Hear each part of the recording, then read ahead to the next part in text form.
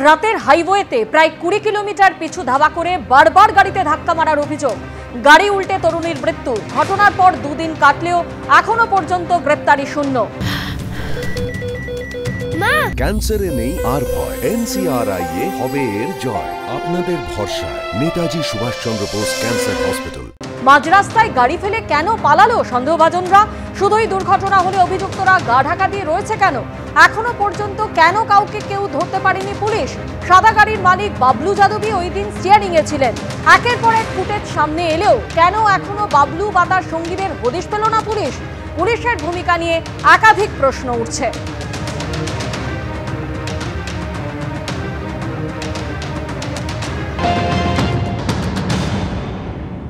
রবিবার রাত থেকে এখনো পর্যন্ত কিন্তু বেপাত্তা বাবলু যাদব।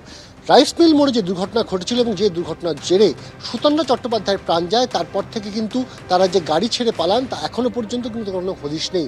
এবং পরবর্তী সময় রাজকুমার যাদব শহর থেকে শুরু করে আরও যারা যারা গাড়ির মধ্যে ছিলেন, ছোটু, চন্দন, তারাও কিন্তু বেপাত্তা হয়ে গিয়েছেন। এবং আমরা যখন দেখেছি যে পুলিশের তরফে গতকাল তার বাড়িতে আসা হয়েছিল, তার বাড়ির লোকের সাথে জিজ্ঞাসাবাদ করা হয়েছিল এই বাবলু যাদব তিনি কোথায় রয়েছেন সেটা কিন্তু পুলিশ এখন খোঁজার চেষ্টা করছে।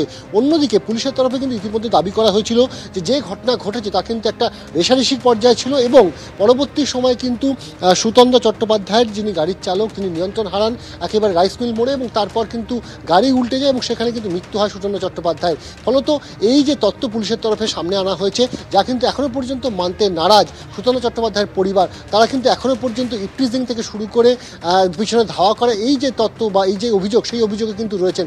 স্বাভাবিকভাবে পুলিশের এই মুহূর্তে প্রধান চ্যালেঞ্জ যে এই বাবলু যাদব সহ যে সঙ্গীরা তার সঙ্গে ছিলেন গাড়িতে, তাদেরকে খুঁজে বার করা, অবিলম্বে তাদেরকে হেফাজতে নিয়ে বা তাদেরকে জিজ্ঞাসাবাদ করে ঠিক কী ঘটনা ঘটেছিল গলসির পেট্রোল পাম্প থেকে শুরু করে এই রাইস মিল মোড়ের মধ্যে তা জানতে পারাটাই কিন্তু এই মুহূর্তে তদন্তকারীদের কাছে সবচেয়ে বড় চ্যালেঞ্জ। ক্যামেরার সন্দীপন গুপ্তর সাথে অনির্বাণ বিশ্বাস, এবিপি আনন্দ, পানাগড়। অর্থাৎ একাধিক জায়গায় পুলিশের ভূমিকা নিয়ে প্রশ্ন উঠছে। ঘটনার পর 2.5 দিন কেটে গেলেও এখনো পর্যন্ত গ্রেফতারির সংখ্যা শূন্য। সিসিটিভি ফুটেজ রয়েছে, তাহলে এখনো পর্যন্ত কাউকে কেন গ্রেফতার করতে পারলো না পুলিশ? অভিযুক্তরা গা ঢাকা দিয়ে রয়েছে কেন যদি শুধুই দুর্ঘটনা ঘটে?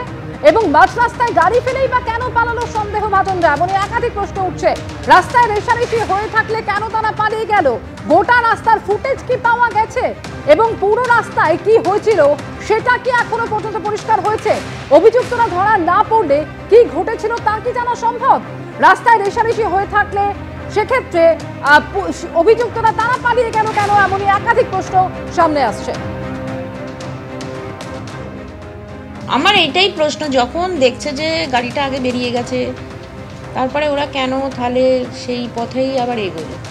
হয়তো গাড়িটা স্লো করতে পারতো, কি থেমে যেতে পারতো, কিছু একটা পারতো, তাহলে তো অ্যাটলিস্ট আমার মেয়েটা চলে যেত না। পানাগড়ের ঘটনা নিয়ে বিরোধী দলনেতা শুভেন্দু অধিকারী তিনি যেমনটা বললেন যে বাংলায় মহিলাদের নিরাপত্তা নেই, পানাগড়ের ঘটনা সম্পূর্ণ খুন, এমনই দাবি করেছেন শুভেন্দু অধিকারী।